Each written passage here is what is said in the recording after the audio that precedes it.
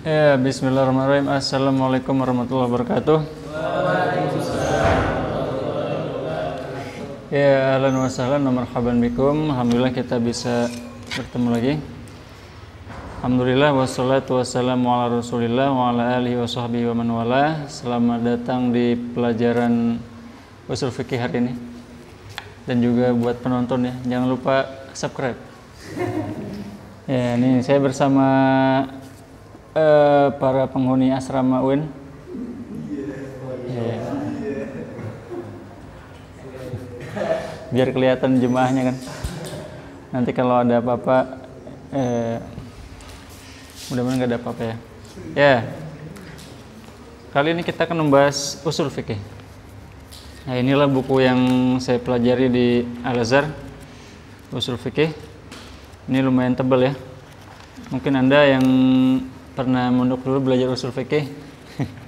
Saya waktu di pondok dulu tipis-tipis buku usul fikih itu. Pas saya tebal sekali.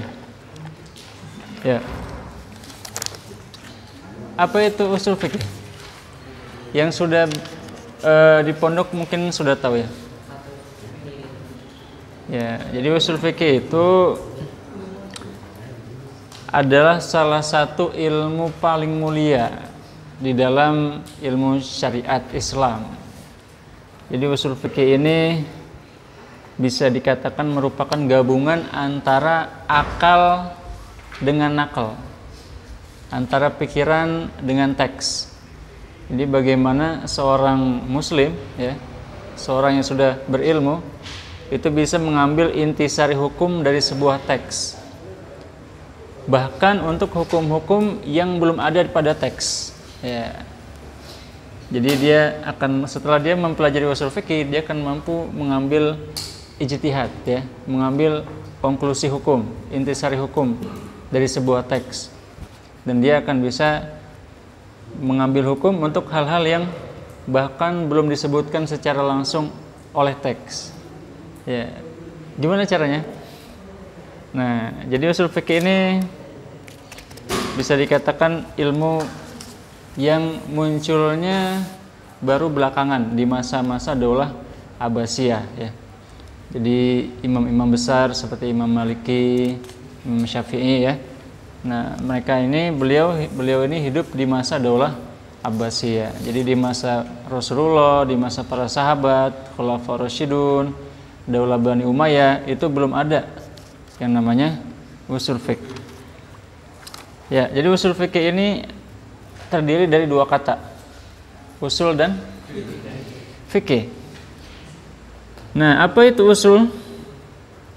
Ya, usul itu dari kata aslun. Aslun itu artinya akar, ya. Akar dasar.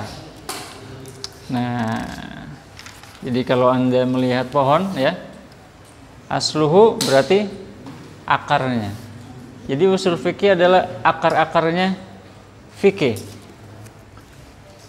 Nah, lalu apa usul? Usul itu kalau Ustadz Ramadan Muhammad Haytami beliau menjelaskan wa huwal mudhaf awal juz'ul awal jamu aslin wal aslu fil lughah ma yubtana alaihi ghairuhu sawa akan al bina hissiyan kaibitina isaqaf ala judron am kana ibtina ma'nawiyan kaibitina il hukmi ala dalil.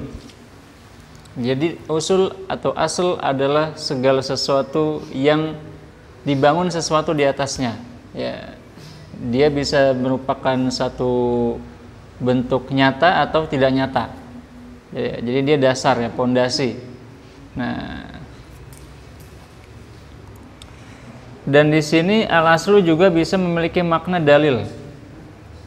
Al-aslu fi hadzal hukmi al-kitab, yakni ad-dalil alladzi yustanad ilaihi hadzal hukm. Dan usul asal itu juga bisa diartikan dalil, tempat kita mengambil hukum. Ya, jadi kalau dalam Islam ya Al-Qur'an dan As-Sunnah ya. Kemudian asal juga bermakna juga bermakna kaidah. Al-qaidah. Al-aslu raf'ul fa'il, yakni al-qaidah hakaza. Jadi seperti misalkan dalam nahwu ada Al-fa'il asluhu marfu gitu ya. Nah, jadi fa'il itu kaidahnya ya, dasarnya hukum awalnya adalah marfu itu ya. Jadi bisa kita pahami bahwa usul fikih ini adalah hukum-hukum dasar dalam syariat Islam ya, yang perlu kita ketahui. Nah, al-aslu juga memiliki makna ar-rajih. Ya, dalam istilah syariat, dalam bahasa Arab ada namanya rajih dan marjuh ya. Yang rajih itu yang dianggap lebih kuat.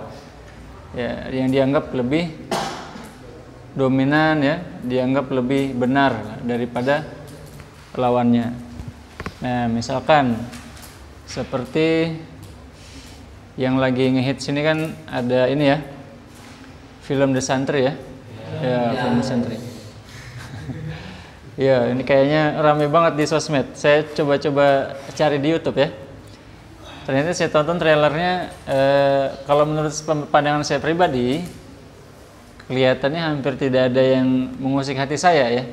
Ternyata setelah saya ngobrol dengan teman-teman, sebagian ulama itu menyayangkan adanya pengambilan setting di gereja ya.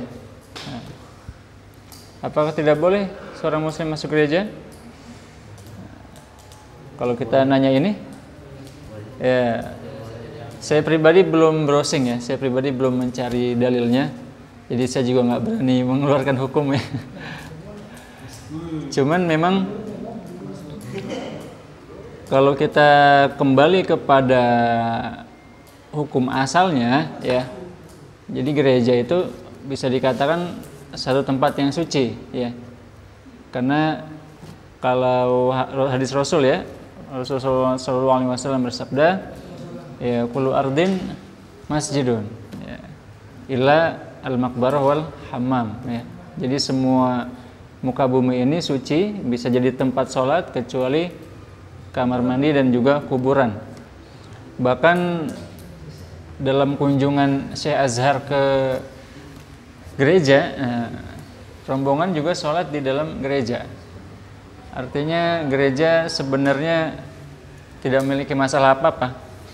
Maka Syekh Azhar itu beliau berpegang kepada surat Al-Mujadilah ya, yang berbunyi la yanhaakumullahu 'anil ladzina lam yuqatilukum fid din wa lam yukhrijukum min diyarikum an tawallawhum wa tuqsitu ilaihim.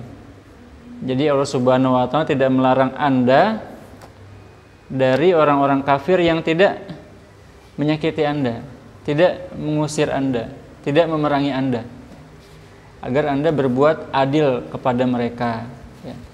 Jadi selama orang kafir tersebut baik ya, tidak memerangi, tidak memusuhi ya, maka orang muslim harus berbuat seadil-adilnya kepada mereka gitu ya. Kalau yang saya lihat di film itu ya, itu hal yang tidak tercela begitu ya. Ya, dan lain sebagainya. Oke, kita masuk ke materi. Oh, ini bunyi-bunyi ya. Sudah. Al-aslu bima'na al-muqabil lil far'i.